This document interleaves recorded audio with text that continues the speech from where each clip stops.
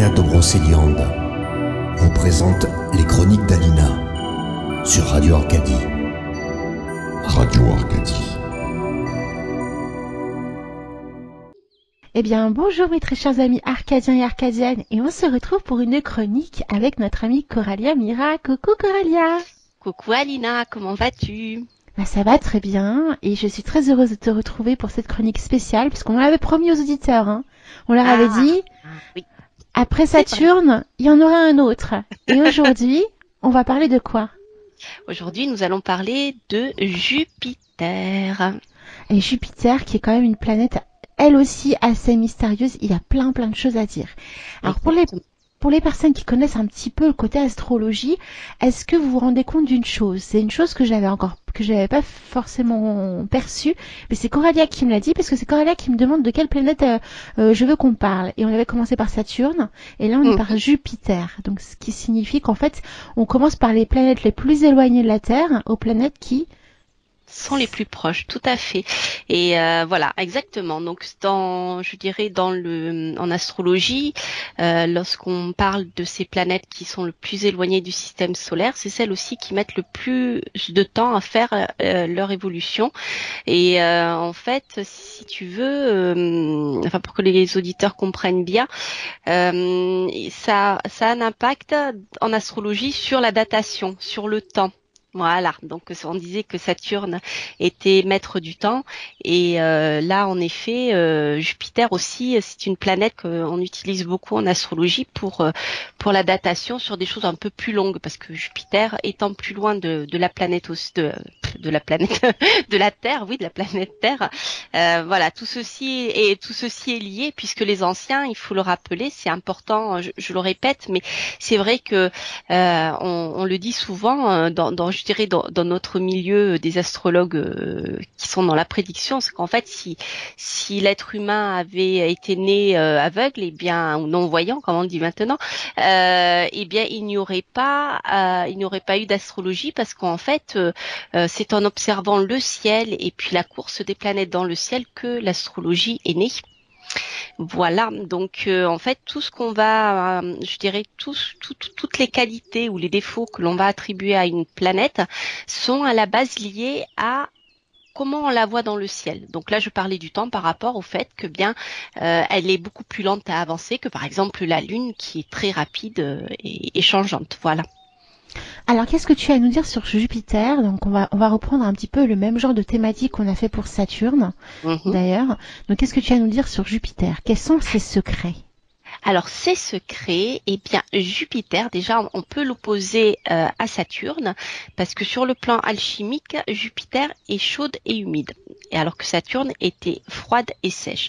Autrement dit, nous avions vu que Saturne était contraire à la vie, de par sa froideur et sa sécheresse très forte, et Jupiter, c'est l'inverse, en fait. Elle est extrêmement favorable à la croissance. Donc pour prendre un exemple sur quelque chose qui est tangible, je dirais, eh bien lorsqu'on sème une graine en hiver dans le froid et dans le sec, eh bien rien ne pousse, mais lorsqu'on sème une graine dans la terre chaude et qu'on lui apporte suffisamment d'humidité, eh bien tout pousse. Voilà. pour comprendre les choses, je dirais, pour comprendre un peu cette manière de voir les qualités de Jupiter. Autrement dit, Jupiter sera favorable à la croissance, mais la croissance quelle qu'elle soit, ça soit autant sur le plan positif que négatif. Alors de la même manière, en astrologie, donc on dit que c'est une grande bénéfique parce qu'elle est propice à la croissance, à la vie, et donc bien sûr en divination, Jupiter, on la rapprochera aux enfants. C'est-à-dire que Jupiter, entre autres, sera un significateur naturel des enfants. C'est-à-dire que dans un thème, lorsqu'on voudra étudier les enfants, ou la capacité à en avoir, ou les enfants viennent de la personne qui vient nous consulter, on regardera entre autres Jupiter. Et la maison 5, voilà. Et ensuite, Jupiter aussi, puisqu'elle est très favorable à la croissance, Jupiter aussi sera rattaché à tout ce qui est matériel, développement, accroissement matériel, les finances, le capital, les choses comme ça. Voilà. Donc quand tu dis qu'on regardera Jupiter, tu veux dire qu'on regardera où est positionné Jupiter dans le thème de la personne en question? Voilà, on va regarder les aspects qu'elle reçoit, si elle est bien mise, si elle est mal mise, ce qu'elle représente. Enfin, donc on va regarder de nombreuses choses. Donc bien sûr, la maison où elle se trouve, si elle est dans une maison qu'on dit heureuse ou malheureuse, une maison qui la renforce ou pas. Si Jupiter est, comme on le dit en astrologie, eh bien, par exemple, si elle est dans le signe du Sagittaire, elle est dans l'un de ses domiciles, donc elle sera très puissante. Donc déjà, c'est plutôt positif. En fait, en astrologie, on va étudier la position de Jupiter dans un thème natal, savoir si, par exemple, Jupiter est en domicile ou en exaltation, qui a un autre domicile. Hein, c'est un peu compliqué, je ne vais pas rentrer dans les détails, mais comme on avait vu la dernière fois, mais voilà, si elle se trouve bien dans le signe du Poisson ou dans le signe du Sagittaire, qui sont deux de ses domiciles, eh bien, elle sera forte, elle sera plus à même de donner des enfants. Alors, si elle reçoit des bons aspects, eh bien, ça sera encore mieux. D'accord. Et de même pour les richesses. Voilà, si par exemple, eh bien, Jupiter est maître de la maison 2, on va dire, et que la maison 2 se trouve dans le signe du Sagittaire, Jupiter va nous parler des richesses par la maîtrise de la maison 2. Et pareil, si elle est bien si elle est puissante et si elle reçoit de très bons aspects, donc des sextiles ou des trigones, par exemple de Vénus, qui est une très bonne planète, qui est une planète aussi bénéfique, eh bien tout ceci sera bénéfique pour la richesse. Voilà. Alors, Jupiter est également représenté Oui, par le jeudi tout à fait. au niveau de la semaine. Est-ce que tu peux un petit peu nous éclairer sur les correspondances qu'il y a à Jupiter et comment ça fonctionne tout ça? Eh bien, donc ça, on est encore une fois de plus dans ce qu'on appelle la loi des correspondances, c'est-à-dire que bien à chaque jour de la semaine, on a été attribué un dieu. Donc, en fonction, je dirais, des civilisations et du temps, on avait une déesse, un dieu qui représentait bien le jour. Et ensuite, on a eu les planètes, entre autres, qui ont représenté le jour. Et là, pour Jupiter, c'était le jeudi parce que jeudi, c'est le jour du soleil. D'ailleurs, je crois plus si c'est en espagnol ou en italien, on dit giovedì, non c'est en italien, giovedì. En anglais, je sais plus si on le retrouve aussi. En tout cas, voilà, Jupiter va nous parler du jeudi, qui va être son jour, sa journée.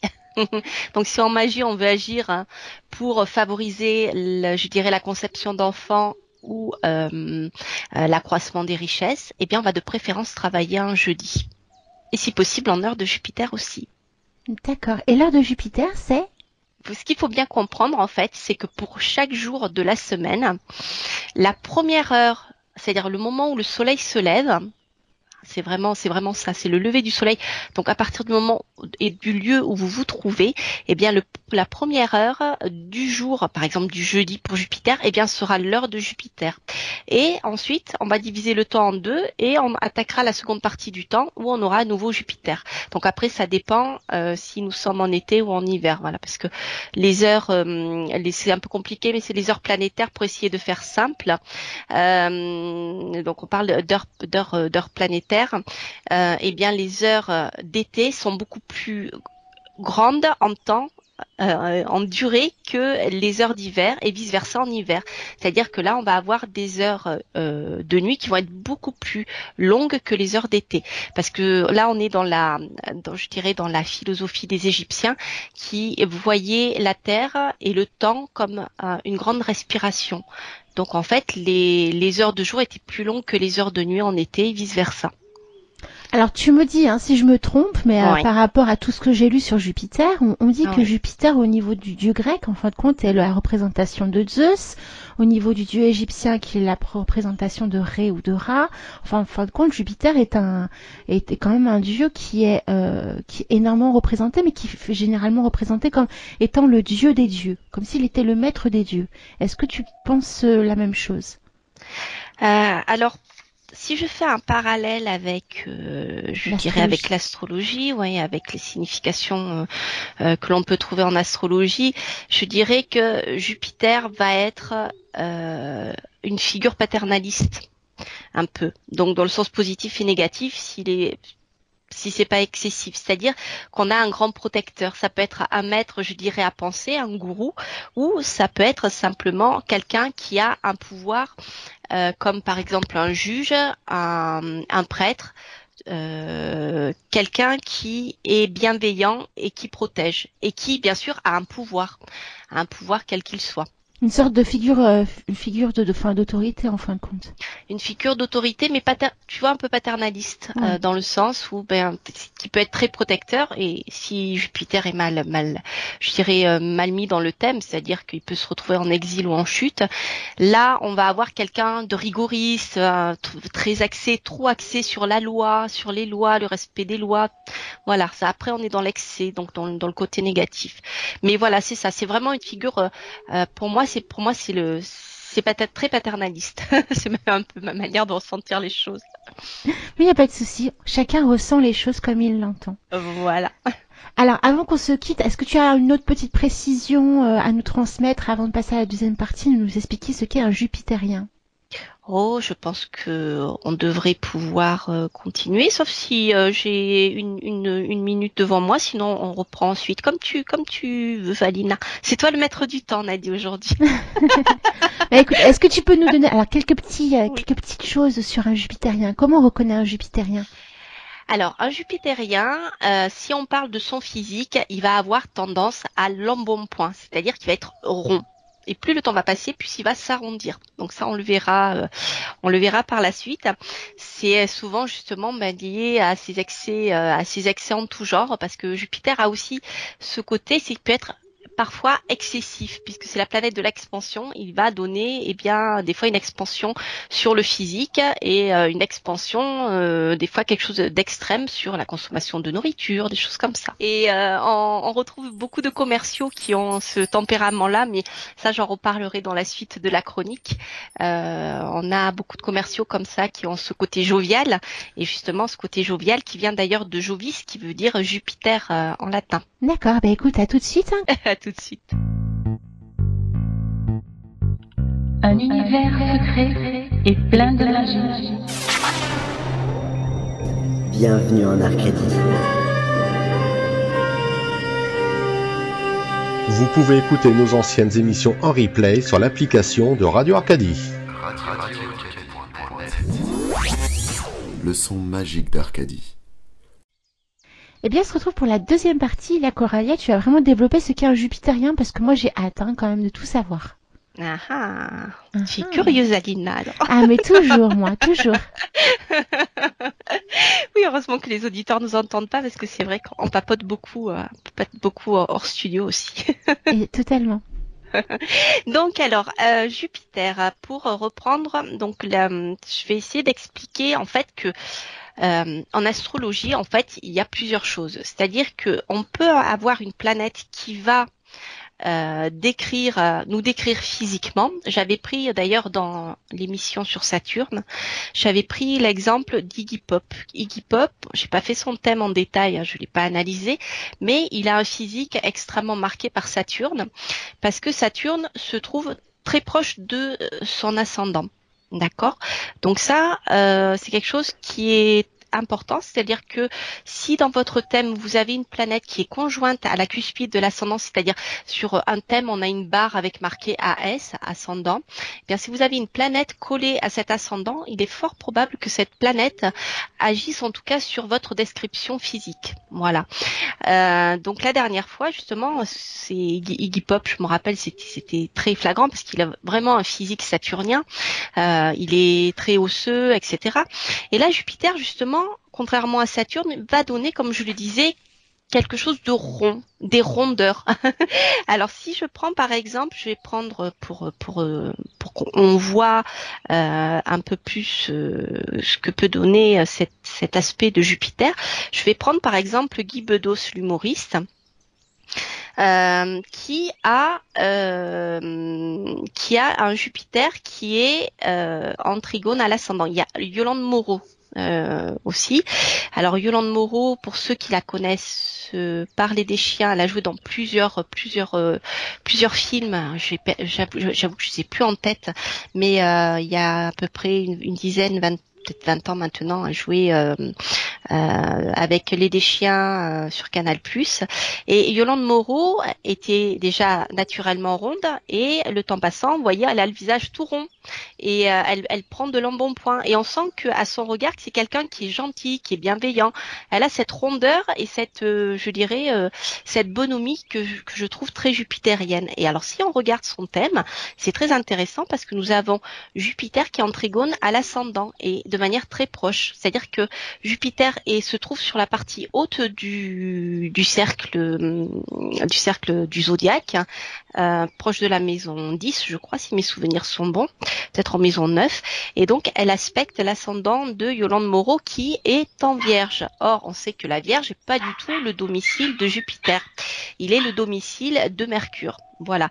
Donc, même si l'ascendant de Yolande Moreau est en Vierge, elle ne sera pas forcément marquée par Mercure parce que c'est Jupiter qui va former un aspect très proche à son ascendant et va lui donner cet embonpoint naturelle qui est chez elle. Ça veut pas dire qu'elle est malade, ça veut pas dire qu'elle est gourmande, ça veut pas dire qu'elle est peut-être, je sais pas. Mais voilà, en tout cas sur le physique, Jupiter va vraiment va la marquer. Alors si Jupiter avait été, je dirais, sur l'autre partie du cercle zodiacal, c'est-à-dire en dessous de l'horizon, c'est-à-dire plutôt vers la maison 4, eh bien physiquement on le verrait pas. Il faut que ça soit vraiment au-dessus de l'horizon pour que l'aspect soit pertinent. Voilà. C'est un bon retour que tu nous fais parce que c'est vrai que quand tu es astrologue et que tu développes toutes ces connaissances sur les planètes, les différentes correspondances, tu te rends compte en fin de compte en regardant une personne que tu croises, est-ce que tu peux, avec ton expérience, voir de suite quel genre de personne ça peut être? Par exemple, un jupitérien, là, comme tu viens de citer, ou un saturnien, Voilà. un vénusien, tu peux Alors, faire. en fait, si tu veux, il y a deux choses. Donc, il y a le côté physique. Donc là, on voit en effet au physique que le physique peut être marqué par une planète particulière, d'accord? Comme les deux exemples que j'ai pris. Après, il y a le tempérament. Et là, le tempérament, c'est plus complexe. Parce que le tempérament, c'est vraiment, il faut connaître plus la personne. Le tempérament, c'est vraiment ce qui modèle toute notre vie en fait. Et donc ça, je dirais que quand on connaît un peu plus une personne, pas forcément quand on la croise la première fois, sauf si elle est très à l'aise en public et que voilà, elle se dévoile facilement. Là, on peut bien sûr sentir plutôt quel type de personne il s'agit. Si c'est quelqu'un qui est plutôt mélancolique, qui aura plutôt tendance à rester en retrait, tu vois, avec du Saturne notamment, un peu de Vénus aussi, ou alors quelqu'un qui va être très à l'aise en société. Donc c'est pour ça qu'on retrouve des commerciaux. Et bien là, on va retrouver justement le tempérament sanguin. Donc on va retrouver Jupiter aussi dans ce tempérament sanguin. Donc là, je dirais que oui, on peut bien sûr, on peut le voir, mais après tout dépend de la personne. Alors je dirais, moi personnellement, ce qui me marque beaucoup, c'est la manière dont les gens se déplacent. Alors manière de marcher. Eh bien, je sens beaucoup mieux leur tempérament. Tu vois ce que je veux dire? Si par exemple quelqu'un il est très nerveux, marche vite, un peu agité, je dirais bon, ou parle vite, enchaîne des idées, etc., etc. Je pense à Mandala par exemple, qui parle beaucoup très très vite, qui tu vois, qui parle de beaucoup, qui a beaucoup de choses à dire en même temps, etc. Là, on retrouve un lien avec Mercure. Si on a quelqu'un qui parle peu, qui reste en retrait, donc comme je disais, on sera plus proche de Saturne. Si on a quelqu'un qui est très à l'aise, qui lance chaque fois des boutades, qui est toujours, tu vois, prêt à rigoler, à dire des bêtises, puis qui se fâche pas, tu sens que pour qui s'énerve, il faudra y aller fort. En gros, un bon vivant, quoi. Quelqu'un. Ouais, c'est ça, un bon vivant qui aime rigoler, qui aime boire. Là, on se dira qu'on est plutôt dans quelqu'un qui a du Jupiter dans son tempérament. D'accord. Donc là, tu viens nous expliquer un petit peu comment on pourrait percevoir par rapport aux personnalités de chaque personne qui nous entoure, quel genre de planète maître il pourrait être dirigé. Et donc Voilà, là, tu nous transmets une information sur Mandala, donc on lui fait plein de gros bisous à Mandala. Oui, et je pense à lui aussi. Gros bisous Mandala. Il pourrait être un mercurien, notre cher oui. Mandala. Oui. Et d'ailleurs, Mercure, c'est une planète, lorsqu'on l'étudie dans un thème, qui va nous parler de tout ce qui est lié à la raison, au savoir, mais à la communication. Donc, en effet, on va retrouver beaucoup de personnes marquées par Mercure qui sont dans la communication, l'information. Tu vois, dans l'échange des idées, on est dans l'intellect, la raison, on échange des idées, mais en même temps, là, bon, on le verra avec Mercure, mais on a quelqu'un aussi qui s'intéresse à beaucoup de choses en même temps, qui peut sauter du coq à l'âne parce qu'une idée en amène une autre, Non, etc. c'est tout à fait mon Nala. Voilà, tu vois, voilà. Donc, donc ça c'est rigolo. Mon mari est comme ça, par exemple. Et c'est vrai que moi aussi j'ai du Mercure quelque part dans mon histoire. Et des fois on parle de choses, et puis une autre en amène une autre. Après on est passé à autre chose, etc. Et des fois on sait plus ce qu'on disait au départ parce que, eh bien, on est parti ailleurs. Et je sais que certaines personnes qui ont une manière de fonctionner qui est moins mercurienne, eh bien, ça les agace parce que finalement, ils ont l'impression de pas suivre une conversation logique, tu vois. Alors que finalement, une idée en amène une autre et que pour nous, tu vois, c'est logique aussi. C'est un très bon retour. Et donc, par rapport aux Jupitériens, puisqu'on est chez Voilà, Jupiter aujourd'hui, tout à fait. quel autre élément tu pourrais nous développer un petit peu sur lui ou sur elle? Déjà, est-ce Alors, que, à ton sens, c'est plus une planète féminine, masculine? Parce que Saturnien était quand même plus masculin. Moi, c'est le ressenti que j'ai eu. Oui, alors je veux pas dire de bêtises, sincèrement, je me rappelle plus. Je crois que non, Jupiter est aussi une planète masculine, mais comme je préfère ne pas dire de bêtises, je préfère donner une réponse plus claire la prochaine fois. Mais ce que je peux dire en tout cas, c'est que Jupiter, en tout cas, dans un thème, lorsqu'elle va, je dirais, envoyer un aspect à un significateur quel qu'il soit, que ce soit de la santé, des enfants, de l'argent, etc., eh bien, Jupiter va faire accroître les choses. Autrement dit, sur, par exemple, un significateur de la santé, si Jupiter intervient de manière négative, elle va donner, tu vois, des gonflements, des œdèmes, une prolifération de choses pas sympathiques. Voilà, tu vois. Donc ça, c'est pour je dirais, son côté négatif, parce que toutes les planètes ont un côté négatif et un côté positif. C'est le yin et le yang, hein, tout. Eh oui. Rien n'est blanc, rien n'est noir. Tout possède son contraire tout le temps. Et donc, je dirais que dans un côté positif, eh bien Jupiter, lorsqu'elle va envoyer un bon aspect au significateur des enfants, comme je le disais au début, eh bien on pourra avoir des enfants, voire plusieurs enfants. Si c'est Saturne, eh bien ça rend difficile le fait d'avoir des enfants, par exemple. Et donc là, comme on a déjà parlé de Saturne, la question que je voulais te poser, Oui. si par exemple tu as un thème où tu as par exemple Jupiter qui domine et Saturne qui est juste en dessous, ça donne quoi? Oui. Eh bien, ça va donner un mélange des deux. Parce que en général, on a un maître du thème qui est bien défini. Mais il arrive parfois que ça soit à peu de choses près. Donc ça veut dire que ces deux planètes vont jouer dans ta personnalité. Et souvent, c'est un peu le cas. C'est-à-dire qu'on a, en général, j'ai remarqué pour le tempérament, on a deux planètes dominantes. Voilà, qui vont intervenir. Alors c'est vrai que quand on a deux planètes qui sont opposées, eh bien on peut se dire que des fois on peut avoir une tendance à être très extraverti, à aller facilement vers les autres, à être jovial, etc. Puis des moments où on va être plus saturnien et on va se replier sur soi. Et ces moments-là sont nécessaires parce que ils permettent d'équilibrer les deux, tu vois.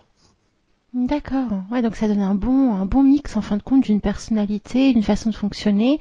On n'est Oui. pas totalement l'un ou totalement l'autre. On a vraiment Voilà, un mix de c'est ça. l'ensemble.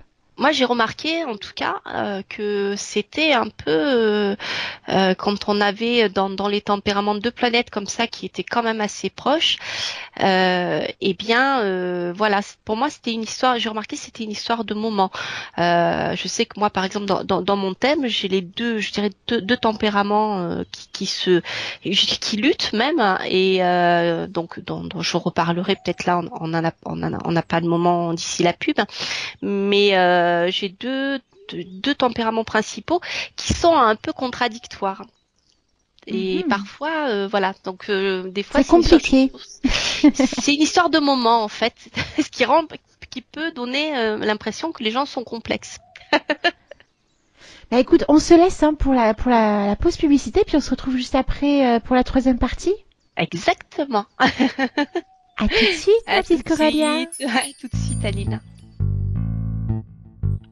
Un univers secret et plein de magie. Bienvenue en Arcadie. Vous pouvez écouter nos anciennes émissions en replay sur l'application de Radio Arcadie. Le son magique d'Arcadie. Eh bien, on se retrouve pour la dernière partie, Coralia, ça passe trop vite. Et oui, c'est quand on est passionné, eh bien... Après, on parle, et puis voilà. Alors, j'en profite justement pour bien confirmer que c'est Jupiter est bien exalté en Cancer. J'avais peur de dire une bêtise, donc je préférais quand même vérifier. Mais c'est bien ça, c'est le lieu d'exaltation. C'est vrai que toutes les planètes ont deux domiciles, sauf la Lune et le Soleil qui n'en ont qu'un. Et ensuite, il y a pas toujours, mais souvent des planètes qui sont exaltées, les signes qui ont des planètes en exaltation. Et c'est vrai que pour moi, le Cancer n'en avait pas. Et tu vois, c'est bizarre, hein, parce que tout simplement, en fait, c'est que le domicile de la Lune. Et voilà. Donc, mais je confirme bien que Jupiter est bien exalté dans le signe du Cancer. Donc, est-ce que tu peux nous rappeler, donc, pour Jupiter, donc tu as le Cancer, tu as le Sagittaire et tu as le Poisson. Alors, pour Jupiter, je dirais les domiciles sont le Sagittaire, le signe du Poisson, et le maître par exaltation, en fait, sa maîtrise par exaltation se trouve dans le Cancer, qui est le signe par domicile de la Lune. Voilà, pour les termes techniques. D'accord. Donc là, pour conclure la dernière partie de cette merveilleuse chronique, Coralia, donc tu as 10 minutes devant toi pour nous parler donc de Jupiter et tout ce symbolisme qui est lié aux animaux, parce que tu m'as dit qu'il y avait aussi tout un côté animal. Tout à fait. En fait, comme je l'expliquais l'année dernière sur Radio Arcadie, dans la chronique sur les 7 rayons créateurs, donc tout ce qui est sur le même rayon sur lequel se trouve Jupiter, va se manifester sur la Terre, d'accord ?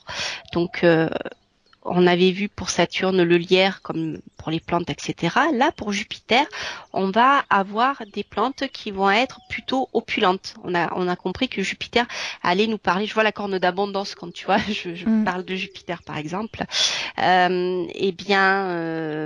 Jupiter va donner des plantes qui vont être généreuses. Donc, on va retrouver beaucoup d'arbres fruitiers, si tu veux. Tu vois, par exemple, pour les plantes qui sont proches de Jupiter. On va retrouver la sauge aussi. D'ailleurs, j'en parlerai tout à l'heure en ce qui concerne les rituels de magie. En ce qui concerne les animaux, j'en parlais tout à l'heure, c'est rigolo avec le petit le Normand et c'est marrant. Je pense que c'est par rapport à l'ours aussi que ça me faisait penser à ça. Parce que dans les animaux, on va avoir des animaux forts, tu vois, qui ont une bonne ossature, je dirais, puissants et assez lourds. Donc, on va retrouver l'éléphant. On va retrouver l'éléphant, l'ours, je suis pas sûre, il y a peut-être du Mars aussi. Je veux pas dire, c'est à voir, mais il y a peut-être aussi du Jupiter. Mais là, moi, je verrais plutôt l'éléphant. Et de la même manière que Jupiter est favorable donc à l'accroissement, etc. Eh bien, l'éléphant, c'est un porte-bonheur, surtout l'éléphant de trompe en l'air. Donc, pour les Asiatiques, un éléphant de trompe en l'air va être un super porte-bonheur. Si par exemple, tu veux faire un rituel pour accroître certaines choses, mets ton petit papier avec ton souhait sous Ganesh. Ganesh qui est le dieu hindou à tête d'éléphant. Ah. Voilà, donc on retrouve, tu vois, c'est à travers les civilisations. Si on suit, je dirais, la même logique, on est dans la loi des correspondances, on voit que les choses s'enclenchent. D'ailleurs, ça sera intéressant, je le ferai un jour d'ailleurs, des recherches au niveau de tout ce qui est animaux celtes. Je pense qu'on trouverait des choses intéressantes sur le sujet. D'accord. Donc là, c'est pour les animaux. Alors, tu vois, dans le même ordre d'idée, je dirais, dans la même ordre d'idée, si par exemple, je parle de lieux, eh bien, on va retrouver des lieux où, des lieux intérieurs, on va retrouver des lieux où on mange, par exemple des salles de restaurant. Tu vois, ça peut être des salles typiques qui peuvent correspondre à Jupiter. Tu peux retrouver aussi des églises, des tribunaux. Les lieux saints, tu vois, c'est par rapport au gourou dont on parlait tout à l'heure. Les tribunaux, c'est par rapport à Jupiter qui va être un significateur naturel des juges et des avocats. Ok, tu vois, on est dans le côté vraiment honneur, loi. C'est pour ça que chez Jupiter, il y a une notion de respect des lois qui est très importante aussi. Ça, je crois que j'en ai pas parlé tout à l'heure. Et ensuite en magie, alors justement, eh bien, lorsqu'on va vouloir faire un travail, comme je disais tout à l'heure, pour accroître quelque chose, que ça soit les finances ou pour nous donner la possibilité d'avoir plus de chance ou d'avoir des enfants, etc. Eh bien, à ce moment-là, on va travailler le jeudi, donc le jour de Jupiter, et en heure de Jupiter, donc qui est la première heure au lever du soleil, et ensuite à peu près au milieu entre le jour et la nuit, à peu près au milieu. En général, c'est autour de 14 heures. Hein. Mais après, ça dépend si on est en hiver ou en été. Alors bien sûr, en magie, on va travailler en lune croissante pour ce qui est d'amplifier. Donc là, on est dans l'énergie de Jupiter qui accroît, qui amplifie. Et donc, en lune croissante ou en pleine lune, ça sera le moment, je dirais, adapté pour travailler sur ce genre de rituel. Alors au niveau des couleurs, Jupiter, on va retrouver des pierres, des minéraux qui sont de couleur bleue, voire violette. Donc souvent bleu. Et là, et oui, on est plutôt au niveau du troisième œil. Je sais pas si tu te rappelles, au niveau du chakra couronne, on avait Saturne. Oui. Saturne qui est dans le violet et le noir. Ok. Eh bien, sous le chakra couronne, on a le chakra du troisième œil et qui serait, je dis bien serait, attribué à Jupiter. D'accord. Voilà. Alors, en fin de compte, en connaissant aussi tout ça, on se rend compte également pourquoi on a peut-être des affinités avec certaines couleurs. Tout à fait, exactement. Oui, tout à fait. J'en suis persuadée. Tout à fait, oui. Ah, c'est assez bluffant. Ouais. Ouais. Bah, peut-être que des fois, il y a des moments dans la vie où tu as plutôt envie d'être habillé en noir. Donc, si tu as beaucoup de Saturne, ça correspondra à ton humeur mélancolique. Et en même temps, la couleur noire est quand même la couleur qui regroupe toutes les autres couleurs. C'est une couleur qui est riche, tu vois. Et en effet, si tu as envie de porter du violet, peut-être parce qu'aussi tu as envie de te mettre en relation, eh bien, avec ton gourou intérieur, je dirais, avec bien cette force spirituelle qui t'attire, puisque Jupiter va parler de ça aussi, de tout ce qui est en lien avec, avec la religion, la spiritualité. Après, au niveau des encens, donc on peut utiliser. Là, on va se retrouver plutôt dans des encens style benjoin et manne qui vont favoriser. Là, je parle de l'accroissement des richesses. Si par exemple vous avez des coups, je dirais, de fatigue, des faiblesses, des finances qui traînent un peu parce que c'est un peu compliqué, c'est des moments difficiles et tout ça, eh bien un petit rituel un jour de Jupiter, en heure de Jupiter, avec en s'appuyant d'un encens de benjoin, voire de manne aussi parce que elle a ce petit côté sucré jupitérien, eh bien ça sera super, ça sera vraiment très bien pour accroître les finances. On aura aussi la sauge qui est une plante de Jupiter et qui est très très bien pour pouvoir aider à augmenter les richesses. Et quand je parle de sauge, je parle de la Salvia officinalis, pas de la sauge des devins, parce que ce sont pas les mêmes sauges. Alors pour comment dire, pour rigoler un peu, enfin pour rigoler non, mais pour voir comment les choses sont quand même bien faites, quand on comprend bien la loi des correspondances, c'est que sur le plan de la santé, Jupiter va entre autres représenter le foie. Il peut représenter les graisses, la circulation, les hanches, donc la circulation artérielle, mais aussi le foie, celui qui va digérer la nourriture, qui va traiter tout ça. Et puisque Jupiter est gourmand. Et la sauge, c'est la plante idéale pour traiter les problèmes de digestion. D'accord. Donc c'est super. Ah bah carrément. Voilà. Non, mais ce qui est passionnant, en fait, quand on t'écoute, Coralia, c'est que vraiment, on se rend compte que plus on est passionné par le sujet, plus on arrive à se comprendre, à se connaître, et puis à connaître les gens qui nous entourent également. Exactement, exactement, parce que la manière de se mouvoir est pas la même, comme je disais tout à l'heure, d'un mercurien et d'un vénusien, par exemple. Mercure, il va être très mobile, comme Mercure dans le ciel. Et Jupiter va être plus lent, plus lent. D'accord. Voilà. Ah bah écoute, c'est une magnifique thématique qu'aujourd'hui, hein, par rapport à Jupiter. Et c'est vrai qu'on a hâte de découvrir chaque planète pour un petit peu comprendre comment ça se passe, tout ça, en tant qu'astrologue, mais aussi en tant que praticien. Qu'est-ce qu'on peut faire de tous ces moyens, hein, mais techniques également, parce que c'est très technique l'astrologie en fin de compte. Hein. Oui, Il y a tellement de choses, voilà, à comprendre, à percevoir, à décortiquer que voilà, ça prendrait toute une vie en fin de compte. Oui, c'est ça, parce qu'on n'arrête pas d'apprendre. Hein. Moi, je continue de chercher, puis on se rend compte que finalement, l'astrologie n'est pas une science isolée. C'est une science qui est reliée à toutes les autres, à l'hermétisme, à la magie, toutes les sciences hermétiques participent de la même chose. Et puis, tu vois, si on continue, on se rapproche des animaux, on va pouvoir travailler avec les animaux totems aussi, ce genre de choses, que ça soit avec les Celtes ou avec, je dirais, les animaux dans toutes les cultures où le chamanisme est puissant, tu vois. Et donc tout est lié en fait. On se rend compte que sur Terre tout est lié. Les plantes, nous sommes reliés aux plantes, nous sommes reliés aux cristaux aussi. Tu vois, c'est génial. Hein. Ah mais totalement. Voilà. Les couleurs aussi au niveau vibratoire. Enfin, il y a beaucoup de choses à explorer. Hein. En effet, une vie ne suffirait pas. Bah écoute, je te remercie très sincèrement, Coralia, pour ce moment passé en ta compagnie. C'était magique.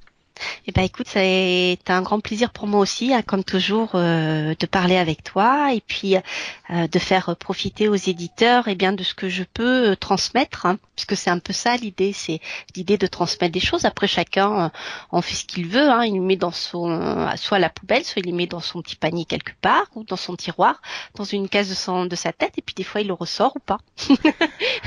Alors, tu peux aussi nous dire que tu as une chaîne YouTube, Coralia, et d'ailleurs, toutes les chroniques que l'on fait ensemble, tu les diffuses sur ta chaîne YouTube.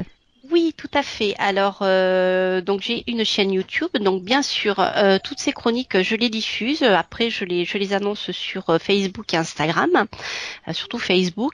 Et voilà, donc je suis présente sur les réseaux sociaux et sur ma chaîne YouTube. En fait, je parle bien sûr d'astrologie, mais je parle de toutes les sciences divinatoires. En fait, voilà, je présente aussi des jeux, des tarots, des livres qui parlent de divination. Et je donne bien je dirais des références de livres pour ceux qui ont envie de se lancer, par exemple dans le tarot, dans l'astrologie aussi, c'est un projet de faire ça. Voilà, donc j'ai plein de choses à partager aussi, voilà, où j'explique bien les planètes, les maisons, les aspects en astrologie, voilà, des petites choses comme ça qui permettent en tout cas de démarrer en divination, que ça soit astrologie, tarot, le normand, et puis bien d'autres choses encore que je vais découvrir. Et oui, et que tu vas nous faire découvrir. Exactement, avec grand plaisir en tout cas. Plein de gros bisous, Coralia, et on se dit au mois prochain. Ouais, plein de gros bisous, Alina, et puis bien sûr, je te retrouve avec grand plaisir bientôt. À très bientôt. À très bientôt.